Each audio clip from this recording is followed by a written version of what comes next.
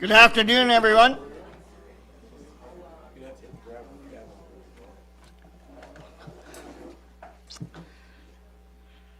By the time I get done this sentence, I'm sure it's going to be 1 o'clock. So I'll call this meeting to order. It is council meeting, committee of the whole, and we do have all 5 members present, so we do have quorum. And we are here in the presence of many staff, including our clerk, deputy clerk, and our CAO, as well as other staff back there I can't see because I have the wrong glasses with me. So I'd like to call this meeting to order.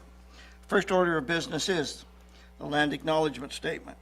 The Township of Hamilton is situated in the traditional territory of the Mississauga, Anishinaabe, and Chippewa nations, collectively known as the Williams Treaties First Nation. Our work on these lands respectfully acknowledges their resilience and their long-lasting contributions to the area now known as the Township of Hamilton. Is there any declaration of interest, pecuniary interest today? Seeing none, that will be recorded. Next item on our agenda is the motion to confirm the agenda. Prepared motion reads that the committee of the whole agenda for January 13th, 2026 be approved. Do I have a mover and a seconder? Moved by Mark, seconded by John. Questions, comments? All those in favor? Carried. Thank you. Delegations and presentations. And we do have one. And I can tell by the reaction that I have both lady presenters awake with my yelling earlier on. I welcome Nichelle and Ciel. Forgive me if I said those names wrong. And they're with Battersfield and Associates regarding the Harwood waterfront proposal. And you have quite an audience of Harwood people. So please come forward. We'll ensure that the microphone's on. The presentation table is yours, and please walk us through what you would like to. All right, hello. Is this working? Yes? Okay. Right, well, we appreciate the time you've given us today to present this plan for you. Just gonna let this presentation load on the screen here. That's okay.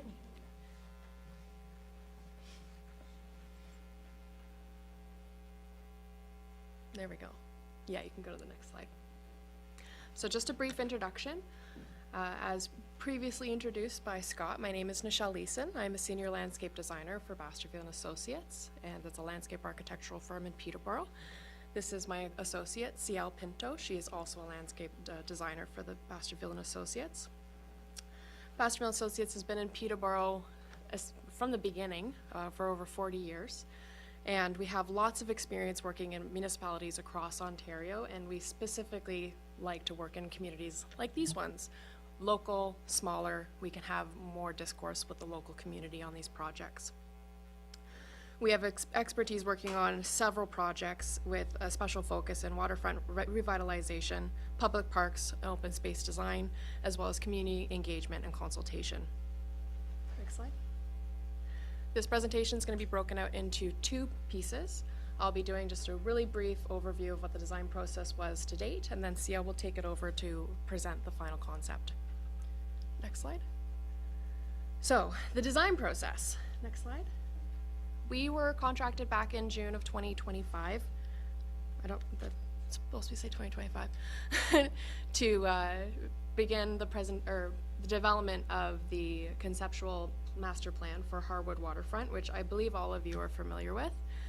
It started off with a site visit and a startup meeting with a project manager from the township, where we got to receive tons of information that the community's been developing over almost 25 years of what the public would like to see happen at this park. From there, we used our background information and the information we gathered during our site visit to develop a base of what is realistic that we could actually present on this site that the township could work towards building. And we prepared 2 conceptual plans using that. Next slide. So with those 2 conceptual plans, the township hosted a open drop-in session on October 7th at the community center. And guests were invited to provide their feedback on both concepts and the precedent imagery that we used as references for what the built form of the park's going to look like. That panned out by having people write their comments on sticky notes and place them directly on the plans, so we knew specifically where they were talking about when they gave us this feedback. We analyzed all of this and digitized it so we could review it with the town, and came up with a strategy to incorporate the comments into the final plan. And that is how we got to this plan today, and see how we'll take it from here. Awesome. So can you guys all hear me all right? Okay, perfect. Yeah. A bit quiet. All right, thank you for that, Nichelle. So as Nichelle mentioned, my name's Ciel Pinto. I'm a landscape designer with BNA, and I'm going to be taking you through the final conceptual landscape plan. As per the title, this design was done at the conceptual level with the intention of being used as a tool for the township when phasing out the project in the future. And we had a couple of big goals with this. I think the main overarching goal was to really honor and make a nod to the heritage of the site and the railway. But alongside that, we also really wanted to incorporate any of the feedback from the community open house, as well as make some functional improvements to the site that'll be sustainable in the long term. So, I'm gonna take you through the site in a few sections, if we can go to the next slide. So first, coming into the site, you enter through the parking lot, which currently you see a laneway, which is bordered by the shoreline on one side and an existing privacy hedge on the other side. And I've noticed during our site visits that when you enter, some visitors aren't sure on where they should be parking, with some parking perpendicular to the entrance, which kind of removes the opportunity to make that a special space for the site, as well as others parking along the shoreline. So we really wanted to focus on formalizing this entrance to the site and celebrating it. So we've maintained that coniferous hedge to keep privacy for the residential units. And then we've formalized 4 parking spaces, 2 at the entrance that the township can choose to use as accessible spaces if they need it, and another 2 that are along the shoreline with a guardrail. The community also expressed an interest in bringing in some more opportunity for things like food trucks and engaging local businesses. So this could be a space for something like that, a food truck. And on the other side of this guardrail, we just have a mixed perennial and shrub planting bed and some increased riprap for erosion control. Next slide. And then we move into the entrance of the site. Like we said, we really wanted to make this a special place to welcome visitors in, and also use some different materials and motifs that drive in the heritage of the site. So you're immediately greeted by some platform inspired, like red brick, what you think of when you imagine a railway or a train station, inspired special paving. And through there is also, between the parking spaces, a 3-meter maintenance strip and a P gate for maintenance access and for Trent Severn access. And then in this area, you can find a couple of benches, a bike rack, some trash cans, and then the new canoe kayak storage system, as well as an upgraded washroom. And coming out of that, there's the permeable accessible pathway, which we've once again used the materials to mimic the look of the railway ties. And there's also the seasonal dock with security fencing. The township noted that they have a new fire rescue boat, so this would be intended for that sole purpose. Next slide, please. So here's an example of some of those materials that, again, really just enforce the overall theme for this site. You can see the platform-inspired paving, as well as the railway-inspired paving. And then some more opportunities. The township could choose to use the existing washroom building and standard bike racks, but this also presents an opportunity to engage more local artists or sculptors to bring in some unique items that bring the place to life a little bit. Next slide, please. Now, coming up to the beach area, this was another big concern when we were doing the open house, with community members wanting to keep the space a bit more passive. So we've tried to really do that in this area, and you can see it starting with a more passive entrance to the site, which is a seating platform at the top of the slope that provides some really nice views to Rice Lake. And coming down from that, you get onto the stairs. On one side, we've maintained another existing coniferous hedge for privacy to the residential lots. And you can go down there to the permeable accessible pathway, which provides access to the beach for visitors.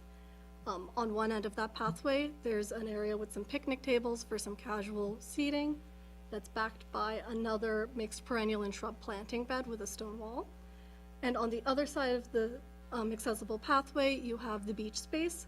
We've really reduced that space to keep it as a minimal passive zone due to the comments from the open house. And we've included a couple of shade umbrellas for seating, as well as an accessible mat for accessible water access. Next slide, please. So here's an example of some of those things. Some of the umbrellas that we vision to be similar to the Sugar Beach installations, those pink umbrellas that are really classic. And then we have an example of the weed management system we wanted to include here. This is a beach bouncer, and the way it works is it has a net underneath and anchors at the bottom. That way the net doesn't go all the way down and wildlife can still pass through, but it collects the weeds on one side. That way the township only has to come in once every couple of months to collect the weeds and leave. And then we have an example of the accessible mat for beach access. So moving into the site, we really wanted to travel through passive spaces at the beginning and moving into more active programming as we go. So you walk in through the platform-inspired or railway tie-inspired paving. On one end, the top side, you could see we have a larger mixed perennial and shrub planting bed. And this is intended to use low-growing species to make sure we really maintain the sight lines to Rice Lake from here. And it also creates the opportunity for small picnic pods for small gatherings. On the other side, we have more passive activity space, so you can see we've brought back that platform-inspired paving. And we have some more planters, these ones including shade trees that have some benches under for seating. And they also include an opportunity to pull in some signage. The township could use this in a couple of different ways, but one we found was interesting was using it as an opportunity to tell the story of the site, starting with the township and the history of the waterfront and moving into where it is today and what it can be in the future for the community. And we've also noted to maintain and restore the existing shore wall that's there. We noticed a lot of people like using the space for fishing, etc. Next slide, please. So here's an example of what some of that interpretive signage can look like for the site, and an example of some of those views we really want to make sure we maintain through the design. Next slide, please. Now, coming out of the passive area, we move into a slightly more active area on the site, including the current Friends of Harwood Pavilion that we've noted to upgrade with some lighting for safety purposes. And we've also included some additional lawn space for further programming. In this area too, we have noted to add a privacy screen to the existing water gauge access building or maintenance building. We've noted to keep a 1.5 meter clearance between the building and the screening to maintain access. And then we've also noted to extend a pathway through what is currently naturalized vegetation on the site. Next slide, please. That leads to a seasonal dock with a seating platform and educational signage. This also has potential for future finger expansions for boat parking. And with this dock, we have made it seasonal and non-permanent in correspondence with the Trent Severn regulations. And it's also drawn in at the max length it can be with those regulations. And And that ends our presentation of the final concept plan. And we hope you enjoy the plan and look forward to any comments. First of all, thank you, ladies, and I'll turn to my fellow council members here in a second.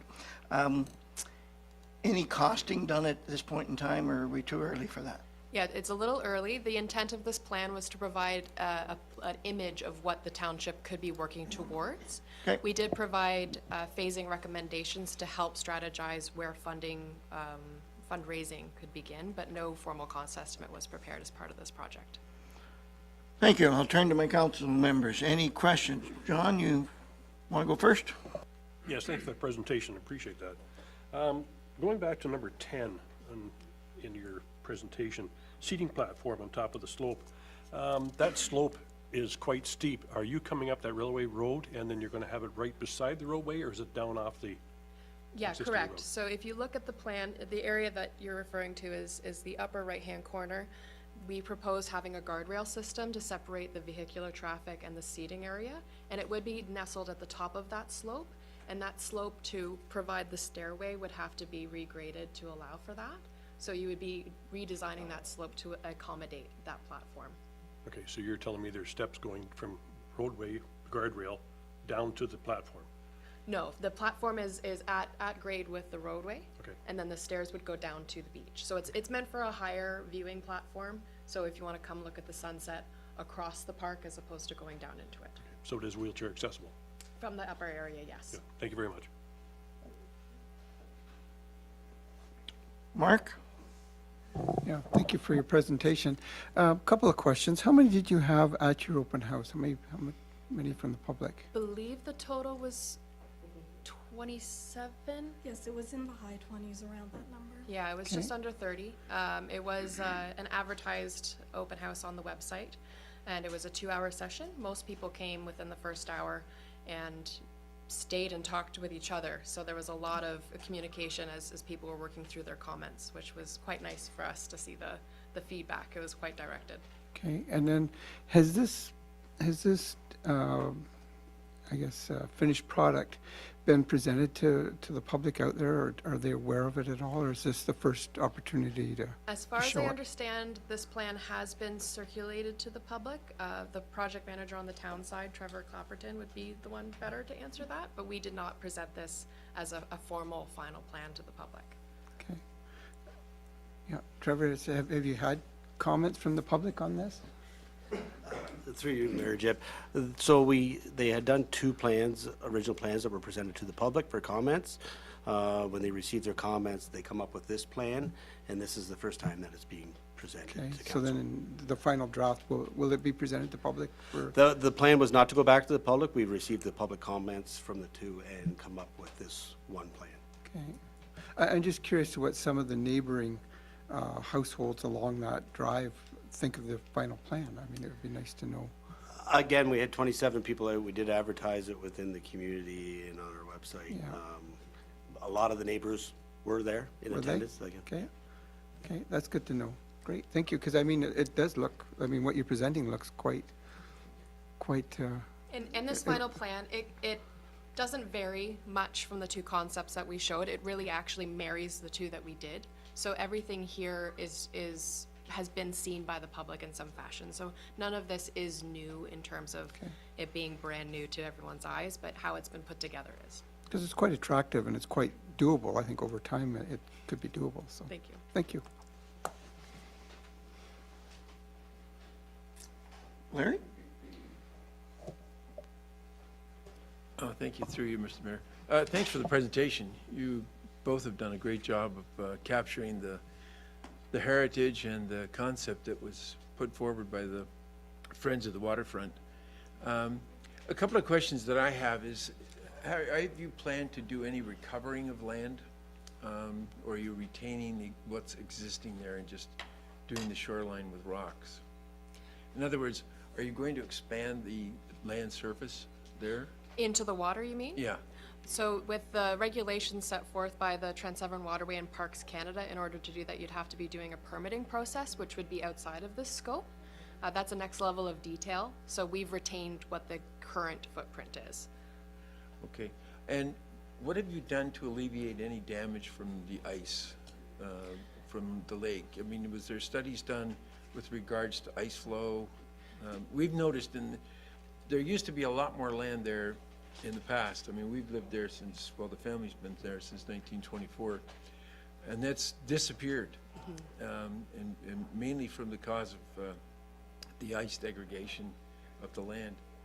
But my concern is, you know, what you're suggesting for recovering that lakefront there, is it going to be substantial enough to alleviate any damage?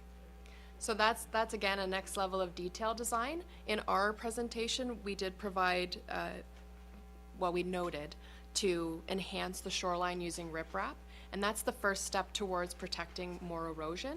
There are other measures that you can do, but that would have to be explored at the detailed design level. Okay, that's good, that's good. And the dock at the extreme, I guess that would be the west end, that's, you said that's not going to be permanent, that's going to be taken out. Correct. What's the process for that? Is it, Yeah, so How's it both anchored? of the docks have to remain seasonal. Okay. The Trans-Severn Waterway and Parks Canada said no to anything permanent in the water. So these are both seasonal, which means that they have to be removed when it's freezing time. So there's two ways you can go about doing that. One is a winch system, where you have a built platform into the land, and then you reel up the dock in the winter months. Or you can physically take them out and put them on a storage facility. A great example of this is the Canadian Canoe Museum in Peterborough. We did the dock system there as part of our design. And that system completely picks up out of the water. You just place it on the land during the winter months, and then you reinstall it in the warm months. okay, that's great, thank you. Thank you, Mr. Mayor. Any further questions from council? Again, thank you, ladies. Appreciate it, thank you. And we have a motion that reads that the presentation of Baskerfield and Associate regarding the concept for the Harwood waterfront be received for information. Do I have a mover and a seconder? Moved by Larry, seconded by Bruce. All those in favor? Carried. Thank you.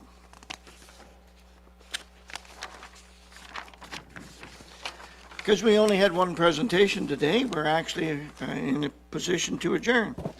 And that's under 7.1 of our agenda. And the prepared motion reads that the committee of the whole meeting held on January 13th, 2026 be adjourned at 1:20 p.m. A mover and a seconder, please. Moved by Bruce, second by John. All those in favor? Carried. Thank you. Thank you, everyone, for coming.